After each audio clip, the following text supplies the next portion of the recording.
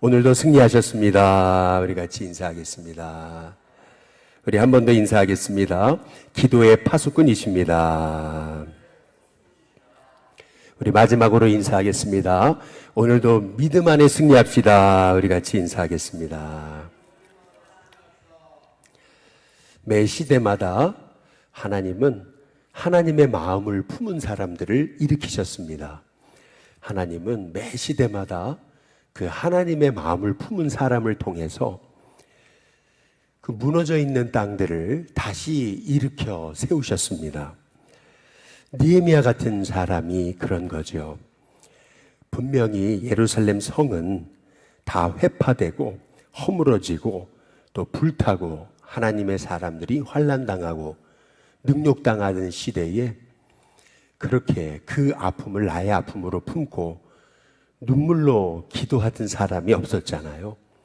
근데 뜻밖에도 느헤미야 같은 한 사람에게 하나님의 마음이 임해서 그 한 사람이 기도하기 시작하고 그 한 사람이 꿈을 꾸기 시작하고 그 한 사람이 결단해서 하나님의 꿈을 실행으로 옮길 때 하나님은 예루살렘의 그 무너졌던 성벽을 52일 만에 다시 세워 가셨던 것입니다.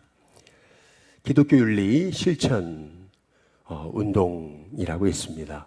이 기운실에서 최근에 우리 한국 기독교에 대한 사회 인식에 관해서 19세 이상 되는 성인들한테 1000명을 대상으로 한국 기독교를 어떻게 생각하느냐라고 하는 그런 설문조사를 했었습니다. 한국 기독교의 신뢰도 얼마나 믿을 수 있는가라고 하는 그 질문에 사람들이 신뢰한다라고 하는 부분을 21% 신뢰한다라고 답했다라는 것입니다. 믿을 수 없는 집단이다라고 대답한 사람은 74%였다라고 하는 거죠. 많이들 안 좋게 생각한다는 건 알고 있었는데 그러나 그럼에도 불구하고 74%의 사람들이 믿을 수 없는 집단이다 이렇게 반응을 했다라고 하는 겁니다. 그러면은 가장 호감이 되는 그러한 종교는 어디냐라고 물었을 때 가톨릭이 27%였고 불교가 23%였다 이렇게 얘기합니다. 그러면 한국교회에 대한 호감은 그러면 불교가 23%면 한국교회도 그 정도는 돼야 되지 않겠어요? 그런데 한국교회에 향한 호감도는 16%, 16.2%였다고 그렇게 말하고 있습니다. 옛날에는 사람들이 그랬어요. 너 교회 가라. 본인은 교회 안 다니면서도 너 교회 가라. 그러면 사람 된단다. 이렇게 이제 사람들이 그렇게 했다는 겁니다. 그런데 요새는 사람들이 그런데요. 교회 가지 말아라고. 사람 버린다고. 이렇게 얘기한다는 거죠. 많은 이단들의 역량과 또 교회 안에 그런 여러 가지 이야기들이 이제 사회 신문에 의도적으로 부각되기 시작하면서 사람들의 인식이 그렇게 이제 많이 바뀌기 시작했다라고 하는 거죠. 우리가 청년들의 경우는 현재 선교율이 한 4% 정도 된다 그러잖아요. 100명 중에 4명이 예수님 믿는 거고요. 청소년은 3%라는 얘기가 있습니다. 100명 중에 3명이 예수님을 믿는다. 그런데 문제는 그 4명, 3명도 구원의 확신이 없는 아이들이 너무 많다. 이제 이런 얘기가 있다라고 하는 거죠. 우리는 새벽을 깨워서 우리 이 시대, 다음 세대를 위해 기도하고 있습니다. 하나님이 분명히 우리에게 기도를 시키시는 것은 이 느헤미야 같은 시대를 향한 그 주님의 애통하는 마음을 품고 우리로 하여금 일어나게 하시려고 하나님은 우리에게 기도를 시키시는 줄로 믿습니다. 새우깡은 71년도에 이렇게 만들어져서 지금까지 사랑받는 그러한 과자라고 하죠. 근데 새우깡보다 더 오래된 과자는 크라운 산도래입니다. 56년도에 이 크라운 산도가 만들어져 가지고 지금까지 사람들에게 그렇게 아주 애용되고 있다라고 하는 얘기죠.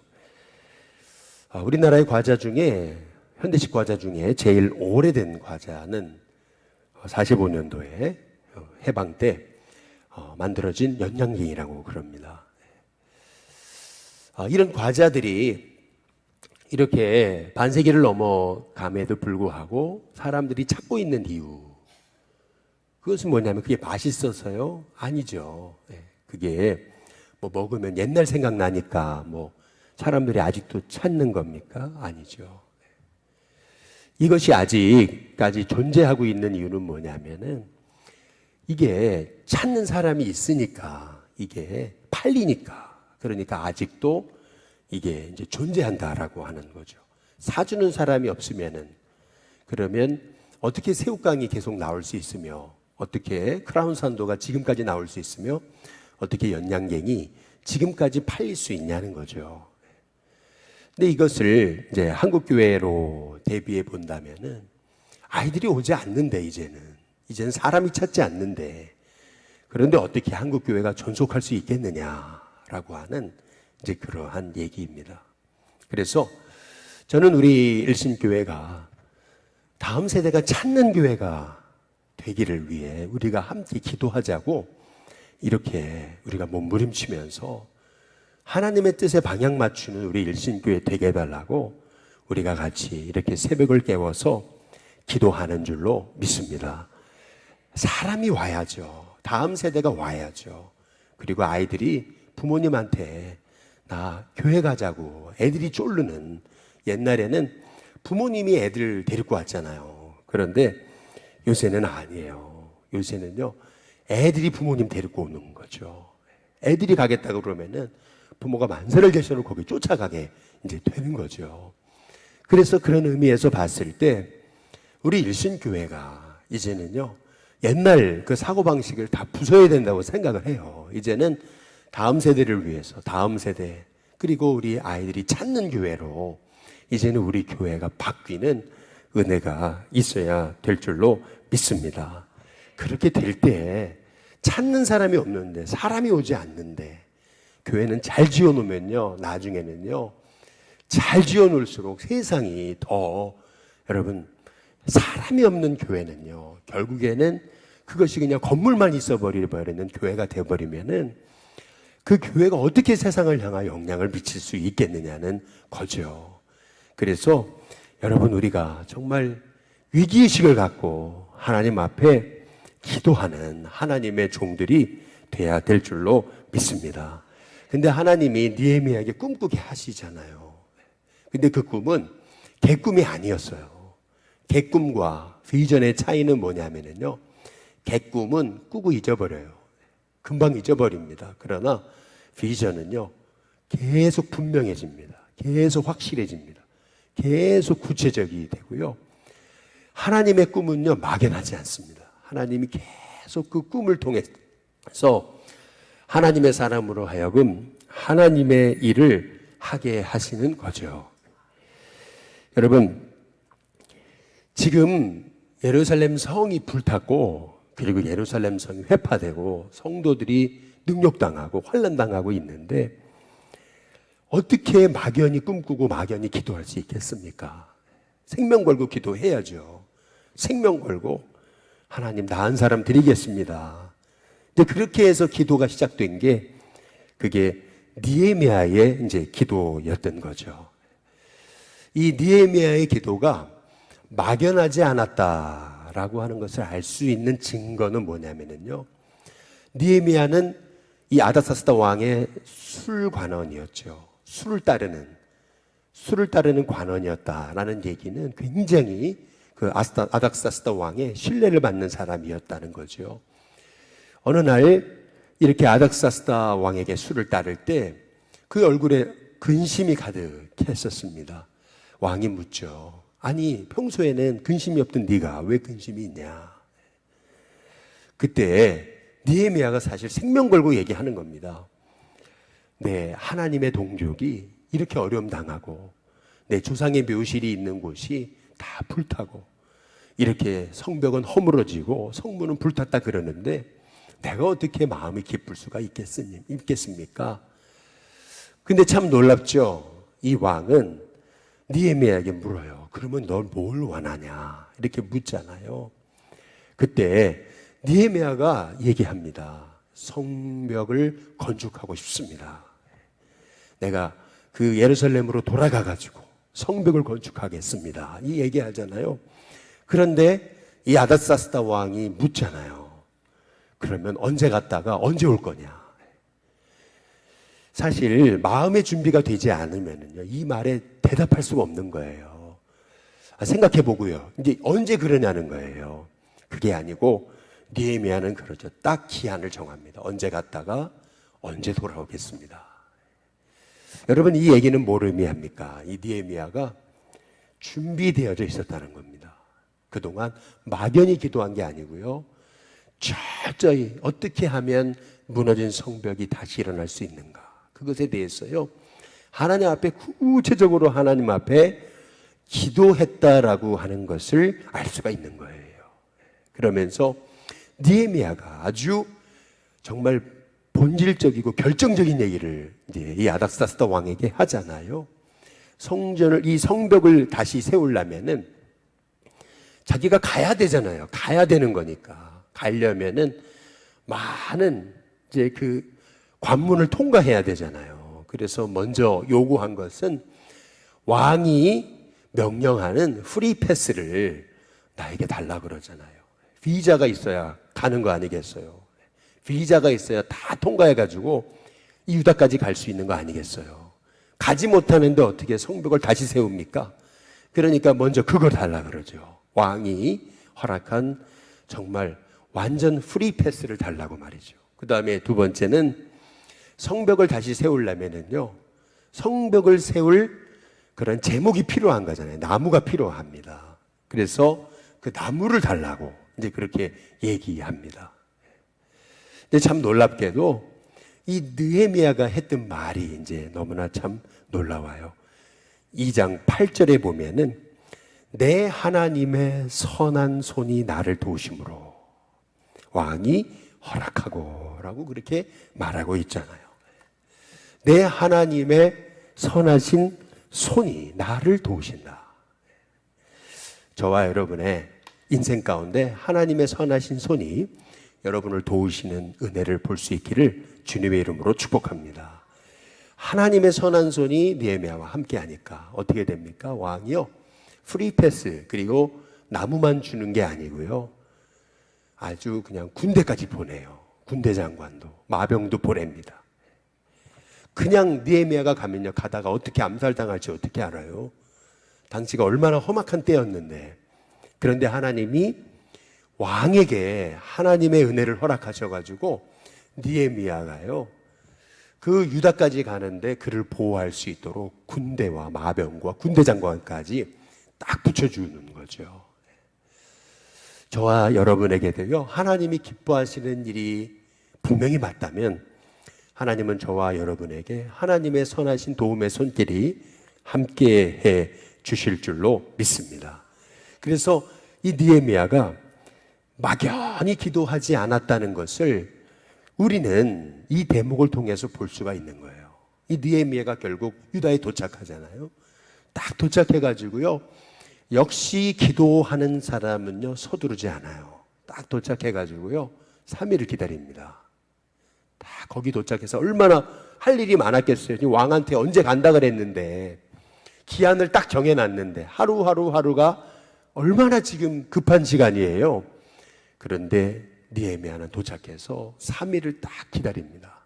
하나님 앞에 기도한 거죠. 하나님 어떻게 하면 좋겠냐고 하나님이 마음에 확신 주실 때까지 기다리며 기도한 거죠. 기도하다가 드디어 이제 느헤미야가 일어섭니다.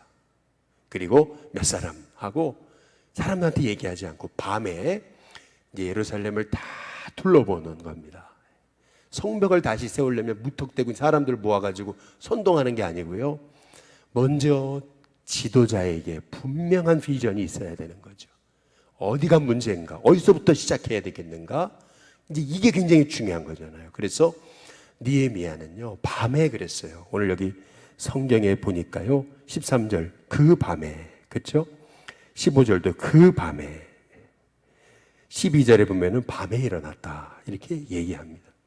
잠이 안 와가지고 밤에 설친 게 아니고요. 이 밤에 일어났다. 그 밤에 라고 얘기하는 거는 뭐냐면요. 이 밤을 강조하고 있는 것은 뭐냐면 느헤미야가 얼마나 용이 주도했는가. 이제 그거를 얘기하고 있는 겁니다.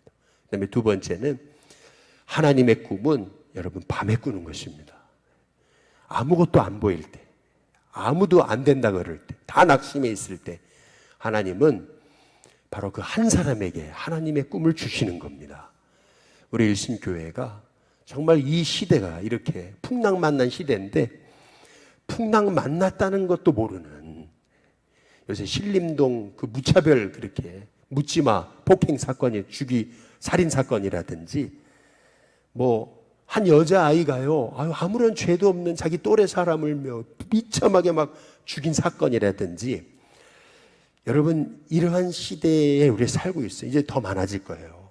이제요 우리가 다음 세대를 위해 기도하지 않으면요 이 시대 정말 어렵습니다. 우리 아이들이 정말 어려운 시대를 살고 있습니다. 우리가 민족과 시대를 향해서 기도하고요.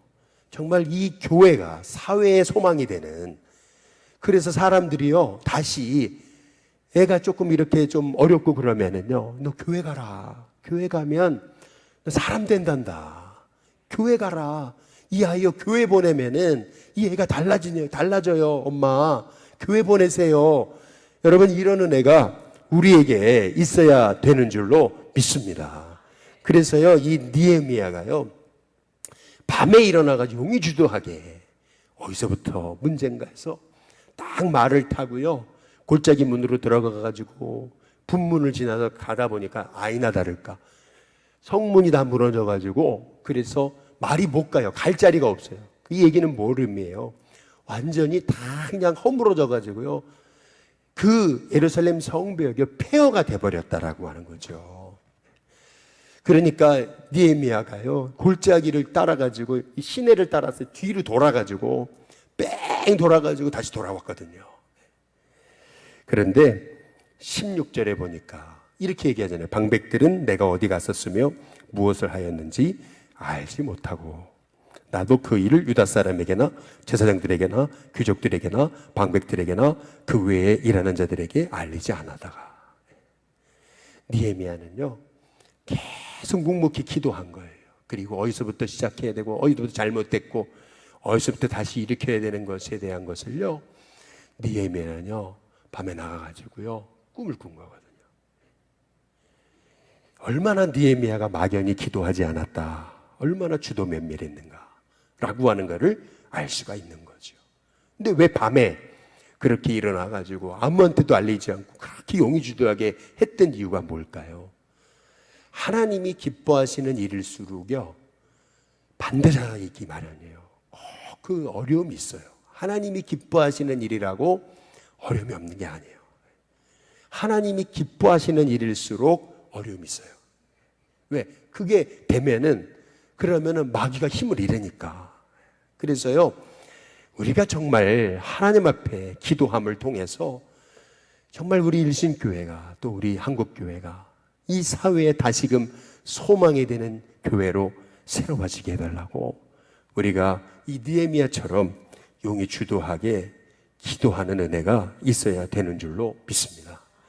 그런데 개꿈과 비전의 차이는 뭐냐면요 하나님이 주신 비전이라면요 하나님은요 사람을 일으키시는 거예요. 사람을 붙여주십니다. 꼭 어떤 일이든 하나님 기뻐하시는 일이면 하나님은요 돕는 사람을 일으켜 세워주신다라고 하는 거죠. 여기 느헤미야 2장 한번 12절에 한번 보시면은요 느헤미야 2장 12절에 보면 내 하나님께서 예루살렘을 위해 무엇을 할 것인지 내 마음에 주신 거. 이 성벽을 다시 세우는 것은 느헤미야 일이 아니었어요. 하나님의 일이었어요.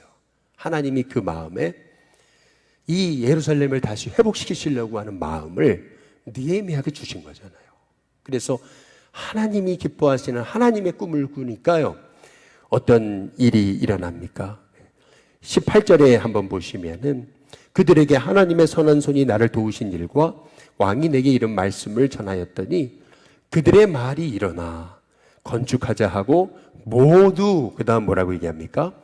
힘을 내어 이 선한 일을 하려 하매라고 그렇게 말씀하시는 거죠. 하나님이 기뻐하시는 일이라면은요, 하나님은 그 선한 일이기 때문에, 주님이 원하시는 길이 일이기 때문에 성전이 다 무너지고 성벽이 무너지고 그렇게 하나님 백성이 능욕당하고. 여러분, 초대교회는요 핍박은 당했지만요, 여러분 비웃음 당하지는 않았잖아요. 근데 우리는 핍박은 없는 것 같은데 비웃음이 있잖아요. 왜 그래요? 우리가요 선한 일을 해야 됩니다. 이제 하나님 기뻐하시는 일을 우리 한국교회가, 우리 교회가, 일신교회가 우리가 해 나가야 되는 줄로 믿습니다. 그런데 이 하나님의 일을 하려니까요, 여기 19절에 보니까 산발랏 도비아 게셈이요, 그 모든 일을 업신여기고 비웃고, 그리고 내가 하는 일이 왕을 배반하려고 그러는 거지 라고 다 뜻이 있어 그런 거지. 보니까 성벽 세우고 그러면은 나중에 보니까 왕을 배반하더라. 여러분, 느헤미야의 중심은 그거 아니었잖아요. 정말 하나님의 마음을 품고 하나님의 백성들이 하나님을 드러내려고 하는 거였는데, 그런데 참 놀랍죠. 이 느헤미야의 대답을 잘 보세요. 객꿈과 비전의 차이는 뭐냐면요, 여러분, 비전은요 문제가 있어도 하나님이 형통케 하시는 일을 보게 된다는 겁니다. 여기 20절에 보면은 내가 그들에게 대답하여 이르되 하늘의 하나님이 우리를 어떻게 해요? 형통하게 하시리니. 하나님이 기뻐하시는 일이라면요, 하나님이 형통의 역사를 이루신다라고 하는 것입니다. 형통이란 뭐냐면요, 우리가 찬송가에도 무슨 일을 만나든지 만사형통하리라. 여러분, 그 찬양이 있잖아요. 여러분, 이 찬양은요 문제 없이 그냥 모든 길이 착착착착착 열린다는 얘기가 아닙니다. 그런 얘기가 아니고요, 성경에서 말하는 형통이란 뭘 의미하는 거냐면, 요셉이 형통했잖아요. 창세기 49장 2절에 보니까 요셉은 샘 곁에 무성한 가지다 그렇게 얘기하면서 그렇게 얘기해요. 그 가지가 담을 넘었도다 이렇게 말하거든요. 성경이 말하는 형통은 뭐냐면 문제가 없는 게 아니고요, 문제를 뛰어넘는 거예요. 그 담을 넘는 거예요. 여러분, 그게 성경이 말하는 진정한 형통입니다. 시편에 118편 29절에도 다윗이 얘기하잖아요. 내가 주를 의뢰하고 적군을 향해 달리며 내 하나님을 의지하고 담을 뛰어넘나이다. 결국 형통이란 뭐예요? 형통이란요, 인생의 담을 뛰어넘는 능력이에요. 하나님은요, 어떤 인생의 담이 있어도 하나님 기뻐하시는 일이면 그 담을 뛰어넘게 하십니다. 여러분, 그게 비전의 사람입니다. 비전의 사람은요 문제에 집중하지 않아요. 비전의 사람은요 하나님의 계획을 품고요 대충 하지 않아요. 용의주도하게 아주 하나님이 주신 구체적인 비전을 가지고 기도하면서요. 이게 하나님의 일이잖아요. 내 일이 아니잖아요. 하나님의 일이니까. 이것은요 정말 믿음의 세대가 일어나느냐 일어나지 않느냐잖아요. 그런데 어떻게 우리가 하나님의 꿈을 꾸면서도 어떻게 우리가 대충 할 수 있겠습니까?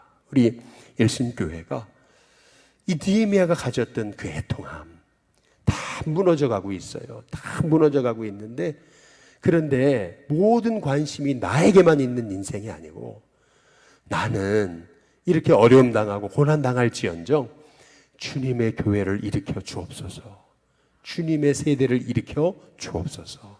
다시 영혼을 다시 찾고 영원히 찾고 다시 영원히 가자고 하는 그러한 교회, 주님의 성전으로, 주님의 제단으로 바뀌게 되는 은혜가 있게 해달라고 기도할 수 있는 저와 여러분이 될 수 있기를 주님의 이름으로 축복합니다. 오늘 이 시간 우리 같이 선포하겠습니다. 우리 7월 28일 우리 같이 오른손을 들고 함께 선포하겠습니다. 시작. 나는 구원의 감격과 기쁨을 간직한 사람이다. 나는 오늘도 주님을 찬양하고 주님을 기뻐할 것이다. 다시 한 번 더요. 나는 구원의 감격과 기쁨을 간직한 사람이다. 나는 오늘도 주님을 찬양하고 주님을 기뻐할 것이다. 다시 한 번 더요. 나는 구원의 감격과 기쁨을 간직한 사람이다. 나는 오늘도 주님을 찬양하고 주님을 기뻐할 것이다. 아멘. 할렐루야. 오늘 이 시간 같이 찬양 부르시고 하나님 우리에게 니에미야 같은 그러한 주님이 주시는 마음을 주시고 또 기도 면밀한 삶이 되게 하시고 어떤 어려움이 와도 담을 뛰어넘는 인생이 되게 해달라고 하나님의 사람을 붙여달라고 만남의 축복을 달라고 우리 함께 합심하여 기도하겠습니다. 아무